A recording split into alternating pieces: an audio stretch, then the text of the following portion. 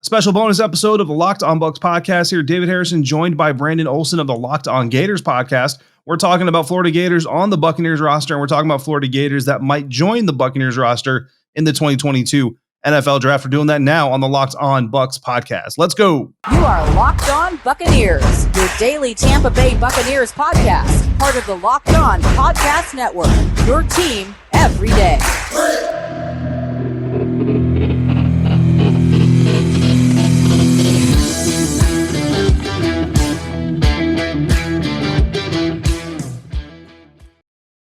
We are here with Locked On Crossover Action. Brandon Olson from Locked On Gators, David Harrison from Locked On Bucs, talking about that Florida Gators, Tampa Bay Buccaneers connection.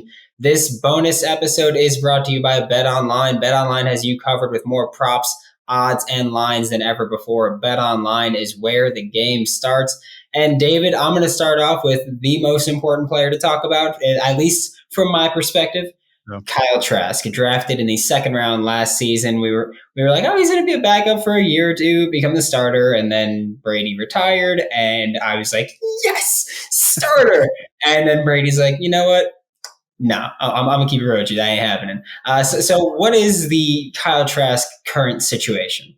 He's just a guy in development. You know what I mean? And I think that's what the intention was. I don't know what the temperature in the room is, or was within the Buccaneers organization when they drafted him, as far as how long they expected Tom Brady to play. But I get the feeling that they expected Tom to have 2 years, including 2021. So that year, and then this year, and then Kyle Trask in that third season in the NFL would either do enough in the meeting rooms and in practice, training camp, preseason, all that, to show that the Buccaneers can have some confidence in him potentially competing for that starting job, or they would know enough about him to know that they need to swing for the fences for another franchise quarterback or move up in the draft for another first round quarterback, whatever that result was going to be. But Kyle is going to get time to continue to develop. And that's where the conversation kind of, I don't want to say got like angry or got negative, but it got hairy a little bit, because you have people who saw some of the raw athletic tools that Kyle had for an NFL quarterback coming out of the draft. And you want to say, well, those things are still there, but now they're a year more mature, and they're a year more developed under NFL coaching and studying behind Tom Brady. So you just kind of naturally assume there's going to be some progression there. But unfortunately, that's just nothing we can confirm. And we would tell Gator fans specifically that listen to Locked On Bucs podcast, we're not going to crown him based off of projections and assumptions. We're going to wait until we have something to see. So until we have that, which is not fair to Kyle either, because he can't go out there in the middle of March and throw the ball around and show us what he's got. We can't sit here and crown him. I think the real value coming out of this first year, Brandon, is that the Buccaneers, having to face life after Brady, found out how they feel about Kyle right now. And if inside the building, it was just total panic and, oh my, we've got to scramble the jets. We got to go find a new target. We cannot roll out with this kid. That tells you something right now. At the same time, if they're like, hey, we don't think Kyle is ready yet, so let's go get another veteran. Let's go get a bridge quarterback and maybe see if we can still keep some time for Kyle to develop. That also tells you something, because if you're still confident in the plan moving forward, then it shows you that Kyle may not have blown your socks off, but he's done nothing to deteriorate the idea about him that led to the second round pick. And now we can talk about him being the backup, and now there's Griffin, there's Gabbert there. What does it say to you, at least, if it says anything, that the Buccaneers brought back Blaine Gabbert when Kyle Trask could have been their primary backup? It says nothing about Kyle Trask for me. If anything, it shows a lot about Blaine Gabbert and Bruce Arians. Before he retired from being the head coach of the team, he went on record and talked about how valuable it was to have Blaine in the room to help Kyle Trask's development as a professional, as a NFL level studier of the game, and all those things. And so bringing him back again, and I don't know where the depth chart is going to align. I don't know if Kyle Trask is going to be the 2 or the 3, or if Kyle's going to be on the practice squad, or how they're going to manipulate this thing. But at the end of the day, if Blaine was really that instrumental, and again, a lot of these comments are unsolicited. They're just things that Bruce would bring up on his own. So you believe them a little bit more, outside of a solicited comment. Then it just shows that Blaine is just that much of a steadying presence and a veteran in the locker room that they wanted to have him back. I don't think it may lead to Kyle not being the number 2 quarterback, certainly, but I don't think it necessarily takes away from Kyle's standing within the organization from a long-term aspect. All right. And obviously, the listeners today won't know this, but we recorded this a couple days ago, and Yeah. then immediately after we recorded, the Buccaneers wanted to add to this episode. They felt that it needed more juice, so they added Keanu Neal. Is there any feeling right now for what his role is going to be? I know he's moving from safety to linebacker, then back from linebacker to safety, but is there any more elaboration there? I think he's just gonna be a fluid guy, and Todd Bowles has always been the type of coach and coordinator who wants to use guys in their strength, and he's going to pass that on to his co-defensive coordinators. They've been studying at that same school as well, and you can bet that both of them are just going to look at the 11 positions they have on the field and how do we best execute what we're trying to achieve against this opponent in this scenario with the players that we have available. And I think that Logan Ryan is going to get some safety snaps. Keanu Neal is going to get some safety snaps. Mike Edwards is also going to be there. And then Antoine Winfield Jr. is kind of like your safety number one, more traditional free safety type of role.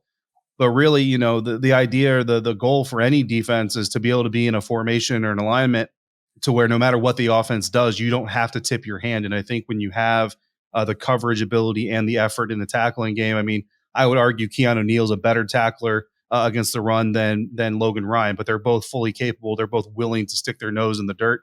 And that's really what you want from a team. So, if you're facing the Atlanta Falcons and they move Kyle Pitts, you don't necessarily have to show your coverage scheme by moving along with them. You can just signal, communicate, keep in the same formation, and it makes the quarterback take a little bit of an extra beat before they can execute their play because they don't know what you're doing. That's what a Todd Bowles defense likes to do, and that's what Casey Rogers and Larry Foote are going to try to continue on as they take the reins as well.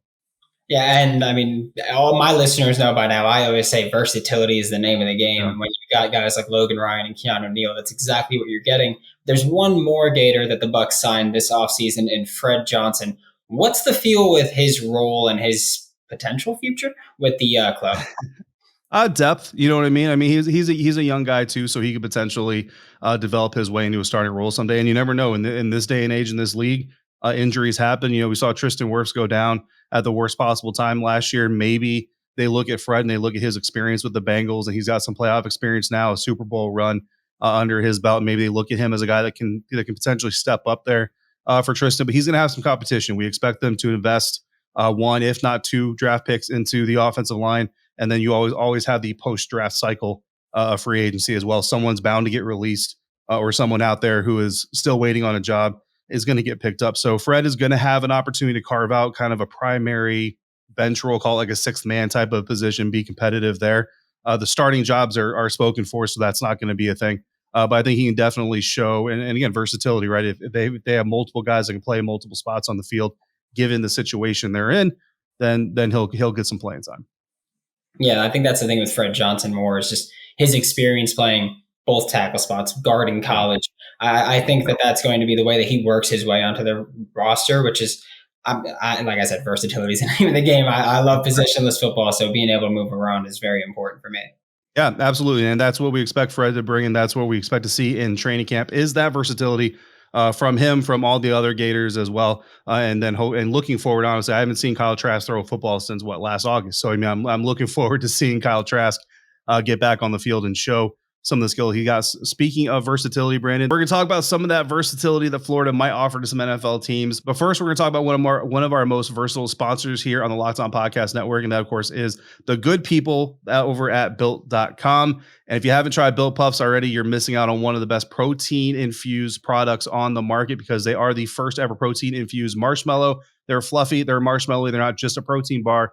They're a treat. And like all Built bars, they're covered in 100% real chocolate, low calorie, high protein. Most Built bars, whether it's the puffs or the traditional bars, 130 calories, 4 grams of sugar, 4 net carbs, and 17 grams of protein. Because at Built Bar, they're all about the taste. They make it taste delicious. Then they worry about the health, and they make it work every single time. Caramel brownie, yellow chirps, and brownie batter puffs are some of the flavors that are just coming out right now over at Built.com. So whether you want traditional flavor or one of these new ones, head to Built.com, use a promo code LOCK15 to get 15% off of whatever your next order is. Again, the promo code LOCK15 for 15% off at Built.com. Wrapping up this crossover episode, bonus episode here on the Locked On Podcast Network. Locked On Bucs, Locked On Gators, Brandon Olson, David Harrison, talking NFL draft. Now we're going to flip to the Florida Gators in the NFL draft. And Brandon, we all know about, well, I don't say we all know, but Kaiir Elam, one of the top cornerbacks in this year's class. And we were talking about a little bit off air before recording. Really, to me, kind of looks like the perfect Todd Bowles type of cornerback. And we got to get away from saying the Todd Bowles cornerback because now he's the head coach, but it is what it is. Kaiir Elam, he's long enough, he's tall enough, he's physical enough, plays a little bit of man, plays a little bit of zone. And that's exactly what Todd Bowles wants to do. My only question is he worthy of a number 1 overall pick for a team at number 27 specifically, if you already have Carlton Davis and Jamel Dean, who has shown a lot of growth in a short time in his NFL career? Absolutely. I think, you grab the best player available, and Kaiir Elam is kind of, I don't want to say being slept on because people are still saying he's a possible first round pick, but I feel like a lot of teams are kind of just underestimating him right now. He's someone who's got experience playing man, playing zone, like you mentioned. Todd Grantham, one thing he did well, maybe the only thing he did well at Florida, was mix up coverages. So Kaiir Elam's experience in cover 1, cover 3, cover 2, cover 4. He's done pretty much everything. I don't know why I did them in that order, but he's experiencing pretty much everything. Very physical at the line of scrimmage. I think you take him and you let him. I mean, you could play him immediately. I don't think that's a problem. But with the Bucs specifically, given their corner situation, I like their corners for the most part. But I think you got a few guys on rookie deals, expiring contracts coming up. And I think that he's a cheap way to keep strength at that position. Yeah, absolutely. I mean, we just talked about Jamel Dean. He's on the last year of his rookie deal. Sean Murphy-Bunting, also on the last year of his rookie deal. Both of those guys have some question marks around him. I think Jamel Dean is probably a little bit ahead in the race, beyond Sean Murphy-Bunting. Sean had a very rough 2021 NFL season. Both of them looking to improve and show the Buccaneers why they're meant to be long-term members of the team. But again, like you said, if the Buccaneers want to save some money moving forward, but still have a strong secondary, bringing in a guy like Kaiir Elam could definitely be the fit at number 27. Of course, and you also have my favorite Gator in this NFL draft, Damian Pierce, the running back, who, I'm going to be honest with you, I wasn't really all that high. Not that I was low on him. I just didn't really have much of an opinion on him entering Mobile this year at the 2022 Reese's Senior Bowl. And very quickly, he showed out on the field and showed up in an environment, Brandon, that you know as well as I do, isn't really designed for running backs to stand out, yet he was still able to do so, especially on the bad weather day there in day 2. Yeah, I think Damian Pierce is just so talented overall. Like, I think he's got a ton of power, a ton of punch. He's the best pass protecting back in the NFL draft, I think. I think he's phenomenal there. And I think that's really where he's going to make his money, as kind of a guy who can be a receiver. He's solid there, but his pass protecting is already NFL caliber. We talk about guys who are generational talents. I mean, look at Saquon. He's a phenomenal runner, phenomenal receiver, but pass protecting is terrible, especially when you have a quarterback like Daniel Jones, who is mobile and fumbles. But I mean, you guys have Tom Brady back there. He's not as mobile, so it's important to keep him protected and keep him safe. So having Damian Pierce, who's someone who will always show out as a pass protector and is very important as a runner in between the tackles, I think he's a perfect fit. Yeah, and I'm sure that Kyle Trask wouldn't be mad about having Damian Pierce on the same roster with him and feel comfortable with him back there as he's trying to stay on his feet in his NFL career. And then you have two other prospects or anybody else that we might be missing as well. Jeremiah Moon, who, again, we talked about previously. I actually just mocked him to the Washington Commanders.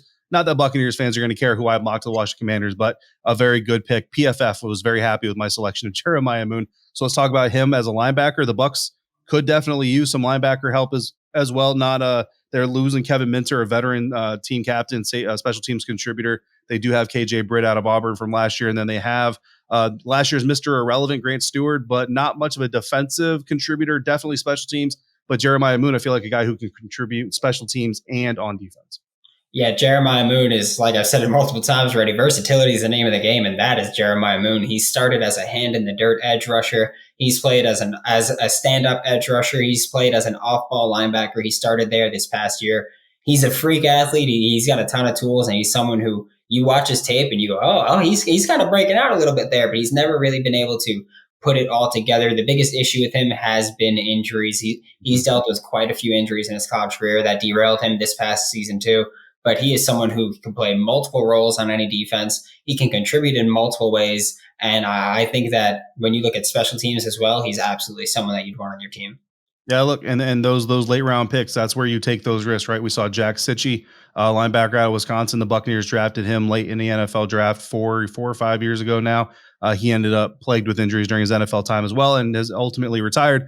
but that's where you take those risks on talent over concern. So Jeremiah Moon, certainly a guy that's going to be in play, and a lot of Florida Gators are going to be in play, I think, for the Tampa Bay Buccaneers, Brandon, which would make a lot of our listeners happy, a lot of our viewers happy. Shout out to our guy, Joshua Gardner, one of the most diehard Gator fans, but also realistic in a lot of his takes surrounding Florida Gator players. So I always appreciate that. We appreciate his contributions. And of course, we appreciate you both from the Locked On Bucs, Locked On Gators. Appreciate all of our listeners and our viewers joining us over on YouTube. Make sure you stay tuned. This is a great idea hatched by Brandon. More of them are going to be coming, and he's inspired us. So Locked On Bucs listeners and viewers, you're going to get more college crossover bonus episodes just like this one, previewing the NFL draft class and talking about current players from those collegiate programs as well. Penn State, I mean, that's an easy one, right? We'll have to get Big Ten represented here on the Locked On Bucs podcast. Until we speak again next time, make sure you're not only checking out Locked On Gators, Locked On Bucs. Find me on Twitter at dharrison82. Find Brandon at WNS_Brandon. The WNS is for Whole Nine Sports, so make sure you support that